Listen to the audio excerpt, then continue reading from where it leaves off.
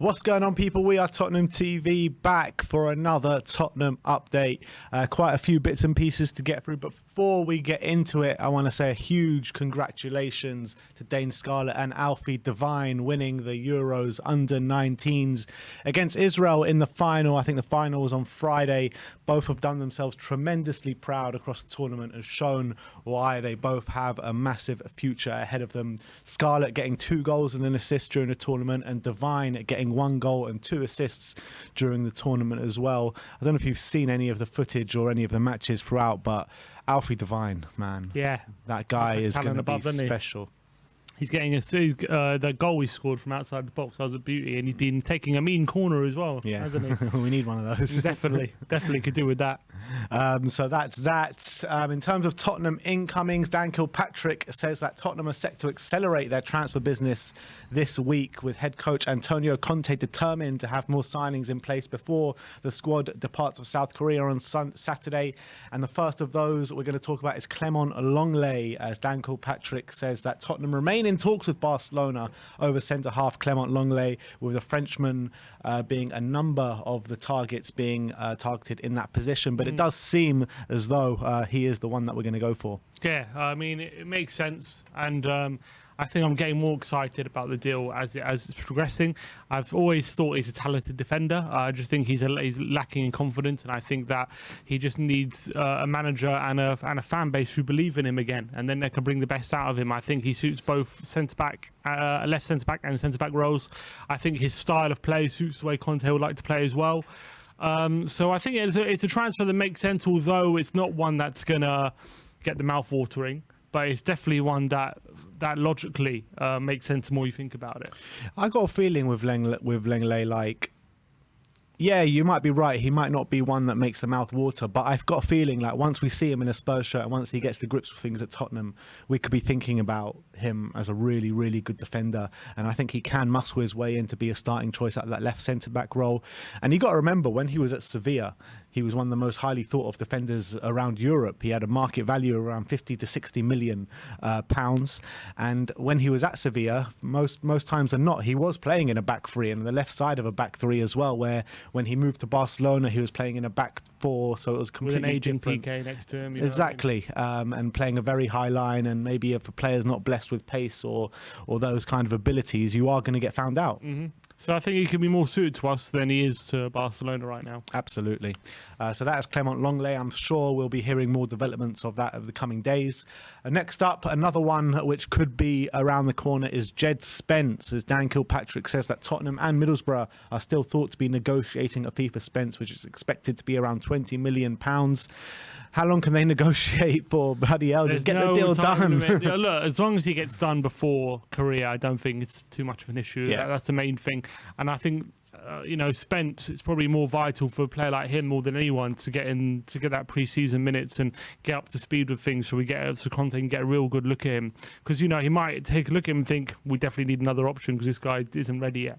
Or you might think this guy's going to step up. So I think it's crucial we have Spence in for those... for the tour and everything like that. But he's clearly a player of talent, so that's what gets me excited about him.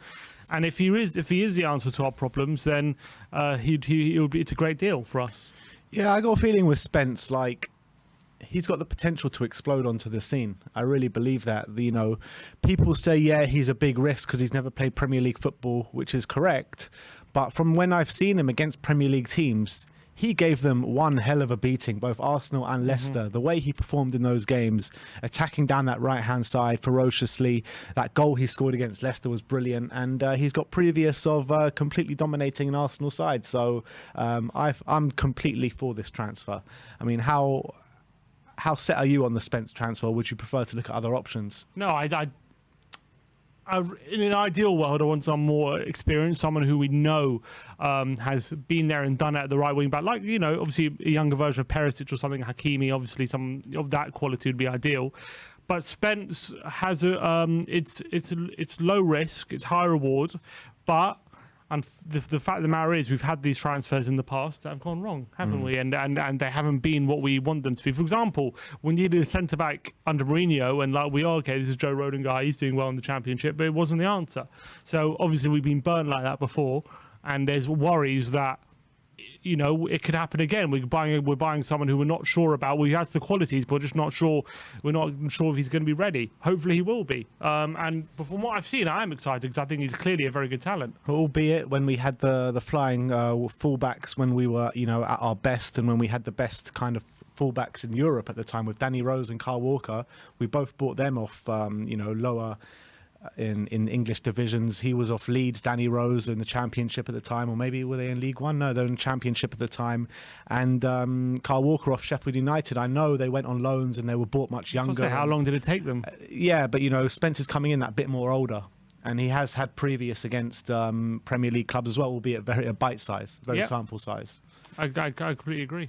So he does have the potential to explode, in my opinion. But I think as well, if Spence come in, we are going to have a bit of patience with him, aren't we? That's the thing. And then there's a lot of pressure on the other wing backs, and hopefully they can carry on their form they were showing from last season. If they do, then it won't be whether Spence is ready or not won't be as much of a pressing issue. But if they do come in and they're not showing that form, then all of a sudden the Spence question is going to get bigger. Yeah, absolutely. Next up is Anthony Gordon. Dan Kilpatrick says that Tottenham do remain interested in Everton's Anthony Gordon, and the Daily Mirror say that Tottenham are set to offer £10 million for Anthony Gordon. This deal would include Spurs offsetting the fee owed to them for the transfer of Dele Alli. How much sense does that make to you? It makes sense for us. In terms of that would be a good deal, 10 million plus offsetting the Dele Alli money. Whether, there's a big question mark whether Dele's going to even reach those clauses anyway. So obviously that's a good deal. It's not a deal I see Everton entertaining in any way, shape or form. So no chance that if we do get this deal done, that's going to be the structure. It would have to be, I have to be at least like 30 to 35 million plus the Dele Alli thing, probably. You know what I mean? The Dele Alli move could potentially go up to as much as like 40 million. I know a lot needs to happen before then. 10 million after 20 appearances. Yeah, is it 10 million like every 20 appearances or something? No, I don't know. I don't know what the other clauses are. I'm sure there's goals and assists and all that kind of stuff included in it as well. So I reckon there are probably question marks about it.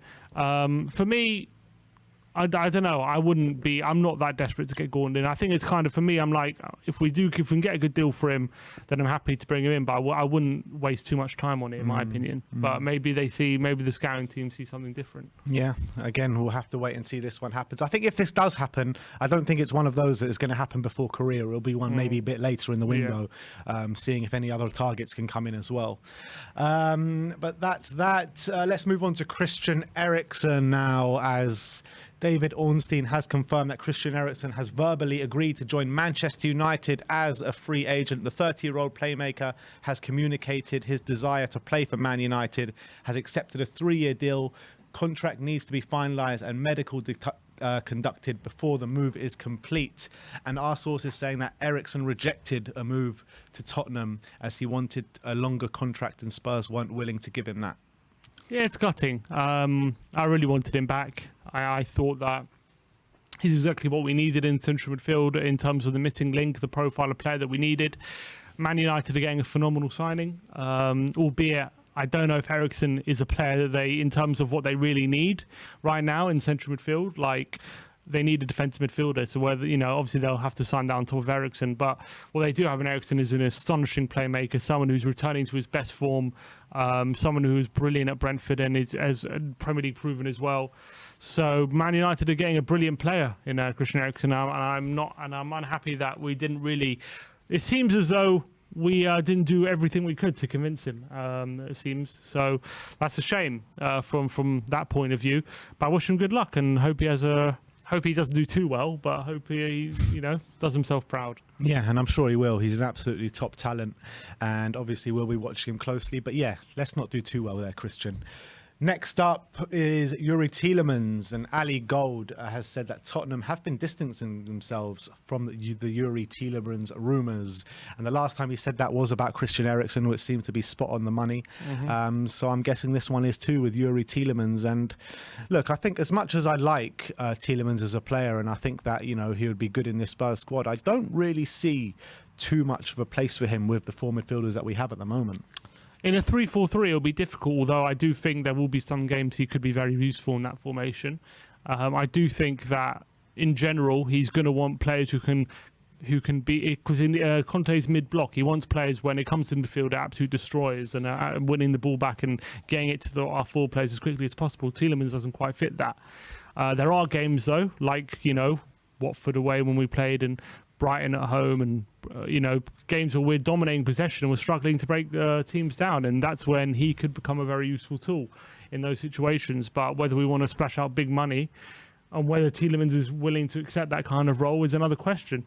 So I understand why maybe right now it's a deal that he probably wants to. I don't think Tielemans would be too interested right now in jumping to Spurs. I think he would probably want to assess his options right now. But maybe it's one later in the window where if we see an opportunity and Arsenal decide not to go for him, maybe it is one we revisit.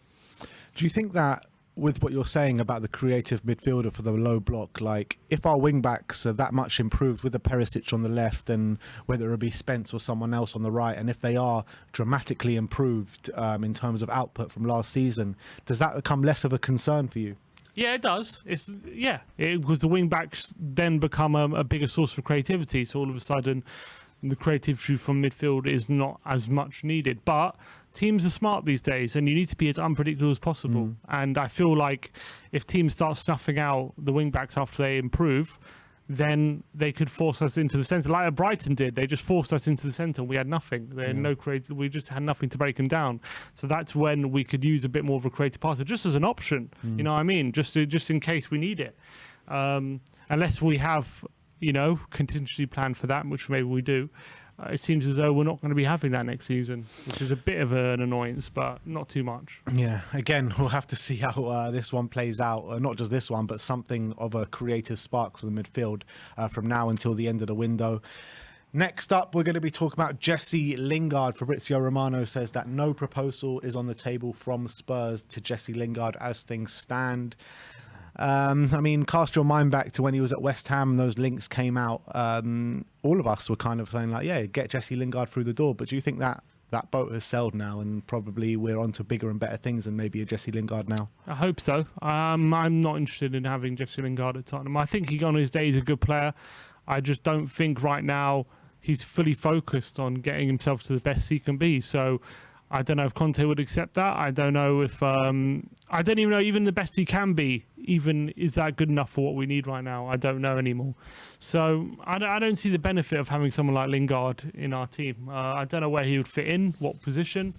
He could play in one of the forward line in the forward positions, but I mean he would definitely be fifth choice right now. Potentially sixth. So it doesn't make too much sense to me to get Lingard through the door. Yeah, I kind of agree with you on that one. Next up, Steven Bergwijn and the Telegraph out in Holland are saying that Ajax and Spurs agree a transfer fee for Steven Bergwijn for around 30 million euros. Everton and Manchester United were willing to pay the price for Steven Bergwijn as 35 million pounds, but the player wanted to go to Ajax. But Ali Gold says that reports suggesting a fee has been agreed for Ajax for Bergwijn are slightly premature, but the move is expected to go through sooner rather than later. I mean, with the prices that Ajax are selling players at the moment, do you not think that is a bit low for Steven Bergwijn, something like 30 million euros? Yes and no. I think the fact was we were prepared to accept a lot lower, weren't we, in January? So to make a profit at all is a good deal. But yes, in the fact is as well, they're claiming Everton and Man United could willing to spend more, but he wants Ajax. So that goes to show you that we could be getting a bit more money potentially. But we're apparently we must be just happy to allow Bergwijn to choose his next club if that's the case and lose a bit of money. I don't know why we wouldn't just reject the offer out of hand and make him go to Everton and United unless he's really digging his heels in. So yeah, it is a bit low, but look, make your profit. We just need to. He wants to move on in his career. I don't think he wants this to drag on for too much longer. So what more can we do? I mean, you're haggling over a few million, but that is Daniel Levy, so I wouldn't be surprised. Yeah, I know. Like reading this story, it just doesn't seem like Tottenham at all. What, to accept a lower offer? Yeah, when there's 10 million more on the table somewhere else. I don't know about 10 million, about 5 million. They're talking about 30 million euros and 35 million pounds. I mean, it's the best part of 10 million. I mean, who knows how accurate, because we heard as well that we accepted a deal for 21 million from Charlie Eccleshare. So who knows what the real figure is right now? There seems to be a lot of conflicting reports. But I think if we make a profit, just move on from it. It's a good deal. All right, and last but not least, we're going to be talking about Memphis Depay, as a publication called Sport are saying that Tottenham have asked about Memphis Depay during the negotiations for Clement Lenglet. Not for me. I think he's a very good player, and I'm not doubting his ability, but the amount of time he spends injured is just... I just don't want him through the door, to be honest. But I really rate him as a player, but I just can't see him coming here, and he'll just spend too much time on the sidelines, and it's just not what we need. Again, yeah, I like him, but I think we've already filled that role now for Richarlison. Like, I don't know where he really fits in, unless he really sees himself as a proper number 9 and he's back up to Kane with a lot. Look, I think I wouldn't be against bringing him in. I think he's a really talented player. I don't know what. It was weird because he started really well at Barca and then it just fell off when Xavi's not used him at all, has he? The fact of the matter is he missed 15 games last season through injury. Season before at Lyon, he missed 19 games, if not a few more. No, it was a few more. It was like over 20 games he missed through injury, and that's over the last like 2-3 years. The guy's injury problems are following him around everywhere he goes, unfortunately. So I think that's that for me. Yeah, but if he's a squad player, then it's not that much of not as much of an issue then if you bring him in to start. But because then you can use him sparingly. I mean, it'll have to be a cheap deal, and he'll have to know his role but I don't know if his arrogance would allow him to know that. I think where the difference with him and Richarlison's coming from Everton, he's got something to prove. Whereas Depay's coming from Barca, he's the big man. He starts for Holland, like it's a different situation. He's coming in saying he's probably coming in thinking I'm going to be the main man. It's not going to be like that, and I think Depay has a bit more of a ego than Richarlison, even I would say. Yeah, and he's probably on big wages as well, albeit that Barca signed him on for free, so you probably could get him for fairly cheap if Barca want to get rid that much. I mean, he's a good player. I mean, if I hear tomorrow we've agreed a deal, I'll be, oh wow, he's a good player. It's a deal that would excite you. And I don't buy into this narrative where everyone's being like, oh, he failed in the Premier League. I mean, he was a kid when he joined Man United in the Premier League. You could say Salah failed in the Premier League. Yeah, you know what I mean? Exactly. And De Bruyne as well, you could say. He failed in the Premier League. Exactly. So I don't buy that narrative that he's a complete flop and he flopped in the Premier League. He was a kid when he joined there. And not only was he a kid, but he played in the Moyes era as well. It was under Van Gaal, I think. Van Gaal, sorry. Yeah. In the Van Gaal era, but still. It's the same point, you know what I mean? It's post-Fergie depression. Exactly. So, no, I agree with you. I think he's a quality player. But, yeah, I don't know. I feel like it would cause problems, this signing. I get that feeling that him in the dressing room wouldn't do too well. I'm more than happy with Richarlison anyway. And I think I take Richarlison over Depay. Oh, definitely. I mean, I think the Richarlison probably kills this kind of deal. Maybe, I don't know. I don't know if there's any truth to us actually exploring it. Yeah, well, I mean, at the end of the day, Paratici likes to ask about each and every player. Yeah, just in case. So you never know. He likes to keep his fingers in all the pies. So exactly. I don't doubt that he did ask about Depay, but if we actually want to bring him in, is a different story, in my opinion. So anyway, that is your Tottenham update for today. Let me know in the comment section below if you have any thoughts regarding any of the news stories we brought to you today. Like, subscribe, and comment. And as always, come on, you Spurs.